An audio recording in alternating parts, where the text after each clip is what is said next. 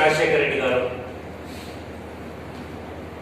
చనిపోయిన కాంగ్రెస్ని పాదయాత్ర చేసి 2004లో అధికారంలోకి తెచ్చినారు. అలాగే ప్రజలకు మంచి చేసి మంచి పాలన చేసి 2009లో మహాకూటమి ఏర్పడినా కూడా మళ్ళీ అధికారంలోకి తెచ్చినారు. ఆ భగవంతునికి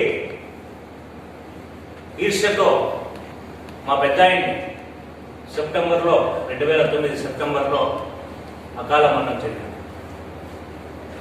అప్పటి వరకు మా పెద్ద ఆయన ఆలోచన కూడా ఉన్నది రాహుల్ గాంధీ గారిని పిఎం చేయాలనేసి.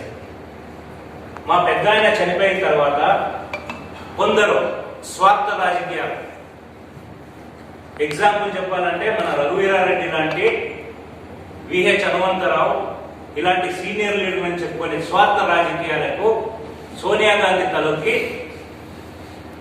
మా అన్నగారు అనేటువంటి జగన్మోహన్ రెడ్డి గారిని నానా ఇబ్బందులు పెట్టారు. అప్పుడు మేము మా అన్నతో పాటు పార్టీ వదిలేసి అందరూ బయటకు వచ్చినాం. ఆ వచ్చినప్పుడు సీనియర్ లీడర్ బొత్స సత్యనారాయణ గారు వచ్చారు, అందరూ వచ్చారు, మా పెద్దిరెడ్డి రామచంద్ర రెడ్డి అని వచ్చారు, మేము అందరూ వచ్చేసాం, వేణుగోపాల్ రెడ్డి అని వచ్చారు, నవీన్ కిషోర్ అందరూ వచ్చేసాం అనమాట. వచ్చిన తర్వాత మాకు కాంగ్రెస్తో సంబంధం లేదు, మేము మాది వైఎస్ఆర్ కాంగ్రెస్. ఈరోజు మీరు చెప్తున్నారు సిద్ధం సభలో రాహుల్ గాంధీని ప్రైమ్ మినిస్టర్ చేయండి అని చెప్పేసి మీరు మాట్లాడండి అని చెప్తాం. మాకేం కర్మ పట్టింది మేము అది మాట్లాడడానికి? మా పెద్ద ఆయన కుటుంబాన్ని మీరు నానా కుప్పులు పెడితే మేము మిమ్మల్ని ఎందుకు ఒప్పుకుంటాం పిఎంగా అని సందర్భంగా అడుగుతున్నాం. అలాగే వ్యక్తిగత వ్యాఖ్యలు కూలీ కోరు అని చెప్పేసి మాట్లాడినారంట.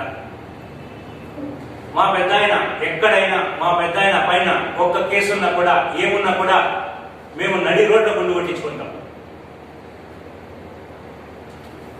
లేదంటే మీరేం చేస్తారు?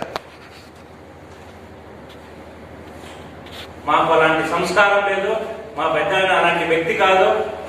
ఎప్పుడూ ప్రజలకు మంచి చేయాలన్న ఆలోచన తప్ప ఈరోజు రాష్ట్రంలో ఆల్మోస్ట్ సగం కాన్స్టిట్యున్సీలో ఆయనకు కనీసం అంటే ఒక కాన్స్టిట్యున్సీలో 10,000 మందిని గుర్తుపెట్టి మాట్లాడగలరు మా పెద్ద ఆయన. ప్రజలతో అంత మమేకంగా పనిచేస్తున్నారు, ప్రజల కోసమే పనిచేస్తున్నారు. 75 సంవత్సరాల్లో కూడా ఈ రోజు మా పెద్ద ఆయన పనిచేస్తున్న ఓపిక మాకు కూడా లేదు. అంత నీట్గా అంత నిష్ఠావంతంగా పనిచేస్తున్నారు పార్టీ కోసం. అలాంటి మా పెద్ద ఆయన పైన ఈ అనుచిత వ్యాఖ్యలు మానుకోవాలని చెప్పేసి ఈ సందర్భంగా మేము హితవు తెలియజేస్తున్నాం. రెండో విషయం, మా పార్టీ సీనియర్ లీడర్ అయినటువంటి నవీన్ కిషోర్ గారిని రాజకీయంగా మీరు టికెట్ రాకుండా చేసి అనుగదొక్కేశారు. ఎప్పుడూ హిందూపూర్లో పార్టీ గెలవకూడదని కోరుకునే వ్యక్తుల్లో మీరు కాంగ్రెస్ లో ఉన్నప్పుడు కూడా మీరే ముఖ్యం. లేదంటే ఎప్పుడో మా కాంగ్రెస్ పార్టీనే గెలిచేది. అప్పుడు హిందూపూర్ ఎప్పుడు గెలుస్తుంది అనుకుంటామో అప్పుడు ఏదో రకంగా మీరు దెబ్బకొట్టినారు పార్టీని. మీరు నమ్మకం ద్రోహం చేసినారు కాంగ్రెస్ పార్టీ.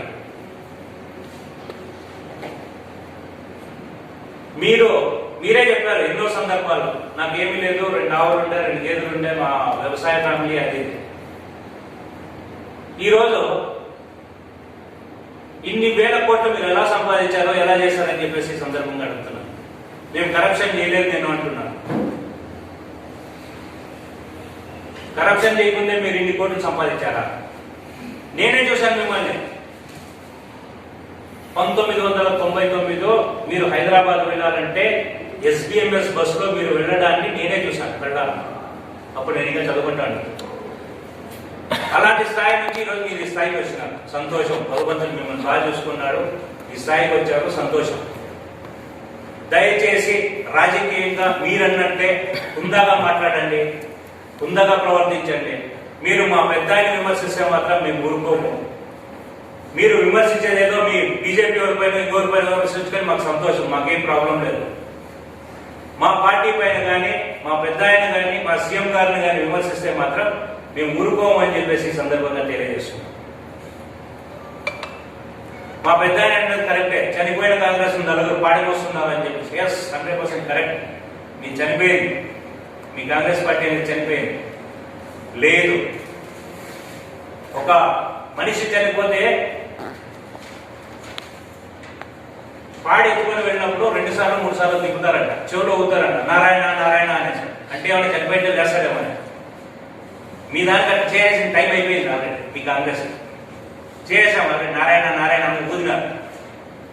ఎట్టి పరిస్థితులలో మీ కాంగ్రెస్ అనేది నిలబడదని చెప్పేసి ఈ సందర్భంగా తెలియజేస్తుంది. దయచేసి రఘువీరెడ్డి అన్న గారు, మా పెద్ద ఆయన గురించి దయచేసి ఏ అనుచిత వ్యాఖ్యలు చేయకూడదని చెప్పేసి ఈ సందర్భంగా మనం చేసుకుంటూ ముగిస్తున్నాం. Thank you.